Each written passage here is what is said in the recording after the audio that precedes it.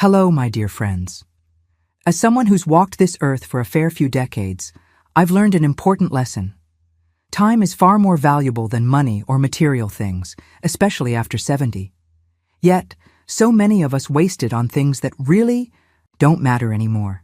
Today, I'll share 12 of those things, and I promise, the last one might change the way you approach life forever. So stick with me until the end. 1. Worrying about what others think. You know, I used to spend an enormous amount of time worrying about what people thought of me. Were they judging how I dressed? What I said? How I behaved? It's exhausting, truly exhausting. And so many of us carry this burden well into our later years. But let me tell you something. The older you get, the more you realize how little it all matters. People are far too busy worrying about their own lives to pay as much attention to yours as you think. Sure, they may gossip or make a comment here and there, but those fleeting thoughts aren't worth your time. Why let someone else's opinion, which they probably won't remember in a week, dictate how you live your life? If you're constantly worried about your appearance, let it go. Wear clothes that make you happy, not ones that conform to outdated ideas of what's appropriate for your age. Always wanted to wear that bright red lipstick or colorful scarf? Go ahead. You've earned it. Want to pick up a new hobby that seems unconventional or quirky? Do it. The truth is, no matter what you do, someone will always have something to say. But what matters most is how you feel. Ask yourself, am I happy? Am I content? If the answer is yes, that's all you need. Worrying about others' opinions is like carrying a heavy suitcase filled with nothing but air. Drop it. You'll feel so much lighter and freer when you start living for yourself. 2. Keeping up with every chore. Let me paint a picture for you. You wake up in the morning, and instead of enjoying your cup of tea or coffee as the sun rises, your mind immediately goes to your to-do list. The laundry's piling up. The kitchen. Floor needs scrubbing. There's dust on the shelves, and let's not forget the bathrooms. It's endless, isn't it? For years, I fell into the trap of believing that my home needed to be a museum-level showcase of cleanliness at all times. Everything had to be in its place, spotless and perfect. But do you know what that brought me? Tired hands, a sore back, and far too many hours spent chasing an impossible standard. Here's the thing. At this stage of life, your time and energy are precious commodities, far more valuable than spotless floors or gleaming windows. What does it matter if there's a little dust on the bookshelf, or if the dishes sit in the sink a few extra hours? None of these things affect the quality of your life or the memories you make. Instead of striving for a spotless house every day, focus on a lived-in home, a place that feels warm, comfortable, and welcoming. Delegate chores where you can. Ask your family for help if they're around, or invest in a cleaner if it's within your means. And if neither is an option, tackle the essentials and let the rest go. What's more valuable than spotless counters is the time you spend doing things you truly love. Imagine sitting on the porch, chatting with a friend, or reading a novel you've been meaning to start. Take a walk in the park. Call a loved one. Those moments are the ones that truly enrich your life and make it meaningful.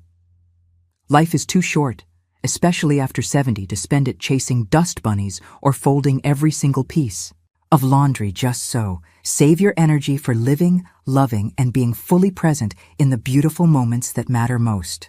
3. Holding on to grudges. I can tell you one thing for certain.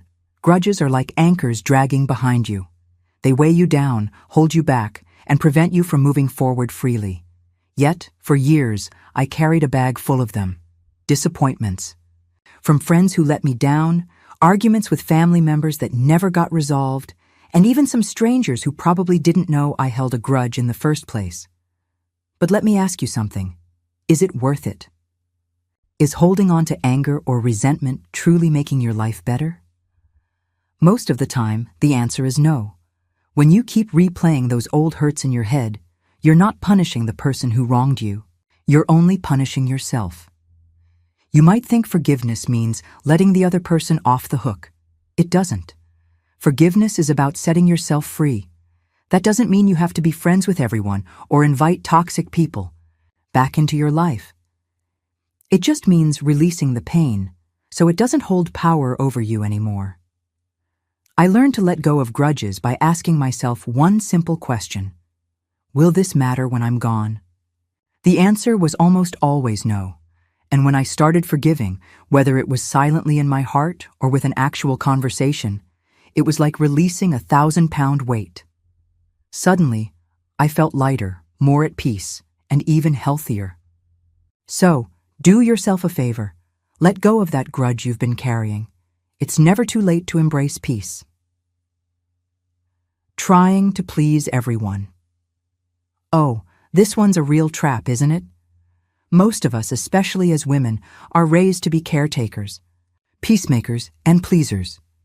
We put everyone else's happiness above our own, our children, our partners, our friends, even strangers. And while there's nothing wrong with being kind and considerate, there comes a point when trying to please everyone starts to take more than it gives. Think about it. How often do you say yes to things you don't want to do? How often do you go along with someone else's plans because you don't want to upset them, even though it leaves you exhausted or unfulfilled? For years, I thought saying no was selfish. But do you know what's truly selfish? Expecting someone to set themselves on fire to keep everyone else warm. At this stage in life, your time and energy are finite. You can't give endlessly without running dry. So I started asking myself, do I truly want to do this? If the answer is no, I've learned to politely decline.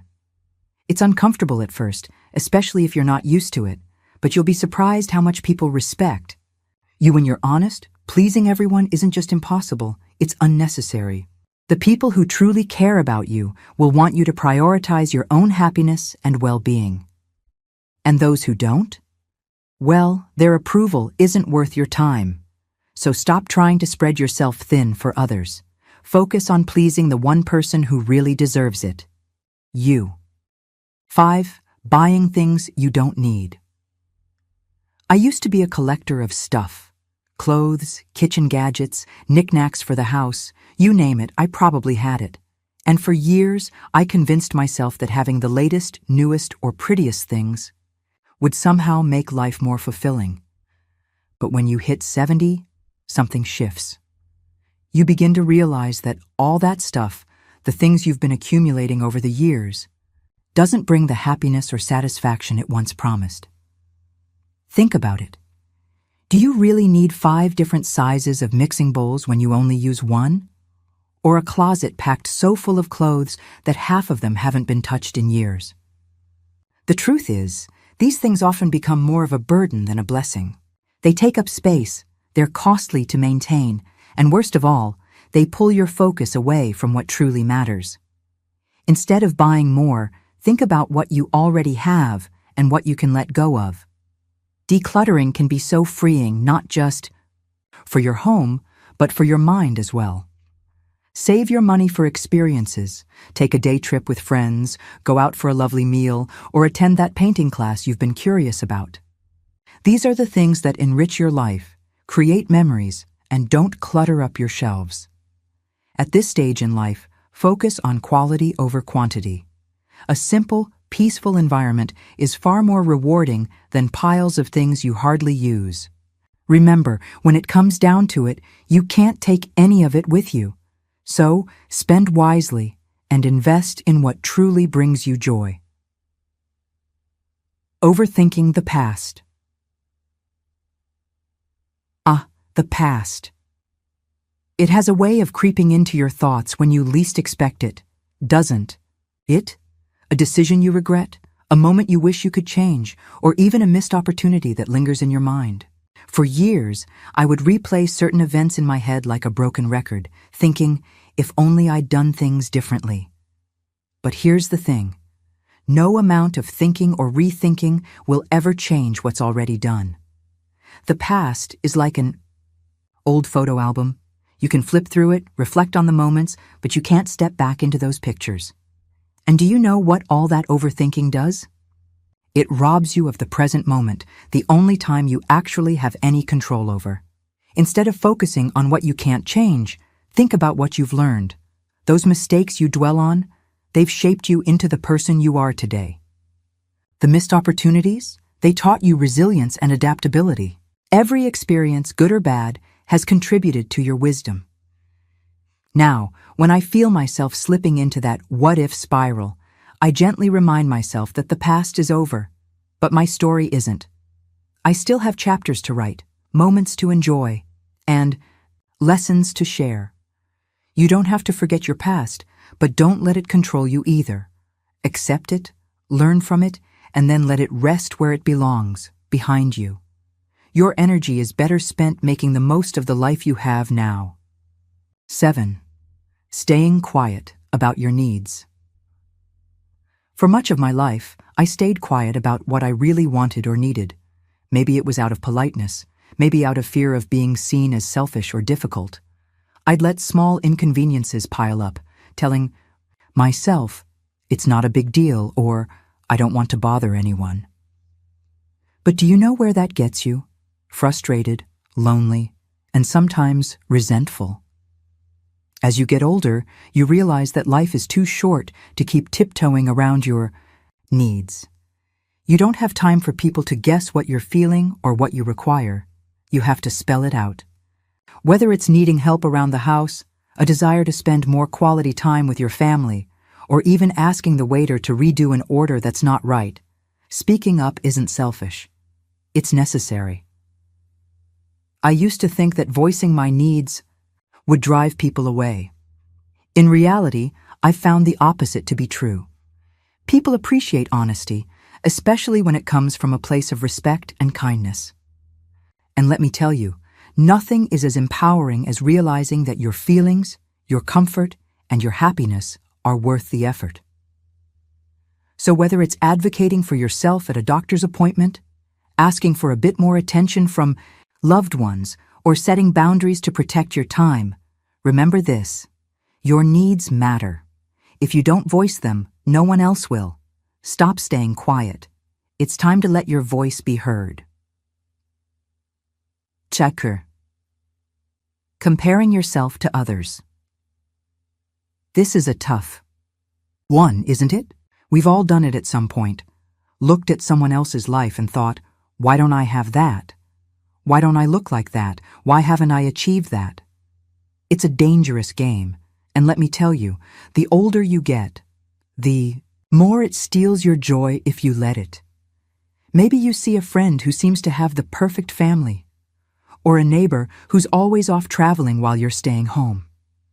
Maybe it's something as small as seeing someone your age who looks younger, or seems more vibrant. Whatever it is, comparisons can leave you feeling inadequate, like you're falling behind. But here's the truth: you're not. What you see on the surface is never the full picture. That perfect-looking family might be dealing with struggles they don't share. That well-traveled neighbor, maybe they're lonely and trying to fill a void. And that younger-looking peer, perhaps they're battling insecurities you can't see. The only person you should compare yourself to is the person you were yesterday. Are you happier today? Healthier? More at peace? These are the measures that matter. Life isn't a competition, especially not after 70.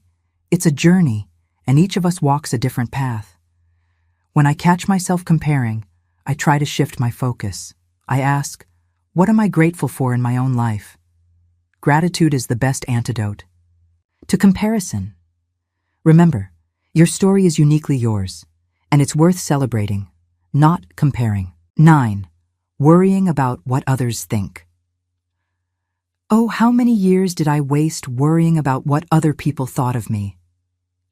I bet you've done the same. Wondering if people thought I looked good enough, said the right thing, or made the right choices. It's exhausting, isn't it? And here's the kicker. Most people are so wrapped up in their own worries, they barely have time to judge you anyway. When I hit 70, a switch flipped. I realized I didn't have the energy or the time to keep molding myself to meet everyone else's expectations. Think about it. Does their opinion pay your bills? Does it bring you joy? Will their judgment matter 5 years from now? Probably not. I've come to understand that the opinions of others don't define me.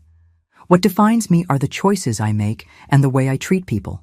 Instead of worrying about impressing others, I focus on living in alignment with my values: kindness, honesty, and respect for myself and those around me. So the next time you find yourself agonizing over what someone might think, ask yourself this: does their opinion improve my life, or is it just noise? Most of the time, it's the latter. Let it go. Wear the bright-colored blouse you love. Speak your mind in conversations. And if someone doesn't like it, that's their business, not yours. 10. Saying yes when you mean no. This one might hit a little close to home. How many times have you said yes to something you didn't want to do, just to avoid disappointing someone or feeling guilty?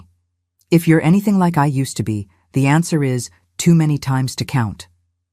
But let me tell you, after 70, the word no becomes your best friend.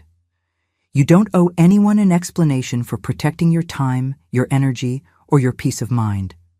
When you're always saying yes, you're giving away pieces of yourself. Pieces you could be using to do what you actually want, like reading that book on your nightstand, gardening, or just sitting in the sun with a cup of tea. Saying no doesn't make you rude or unkind. It makes you honest. And the people who truly care about you will understand that. Sure, you might ruffle a few feathers at first. People aren't always used to hearing no, especially if you've been a people pleaser for most of your life. But the more you practice, the easier it gets. When I started saying no, I found a sense of freedom I'd never experienced before. I didn't feel trapped or obligated anymore. And you know what else? I noticed people actually started respecting my boundaries. So take this advice. The next time someone asks you to do something you don't want to do, give yourself permission to say no, kindly but firmly. It's one of the greatest gifts you can give yourself at this stage in life. 11. Trying to fix everyone else's problems. Oh, how often I used to think it was my job to solve everyone else's problems.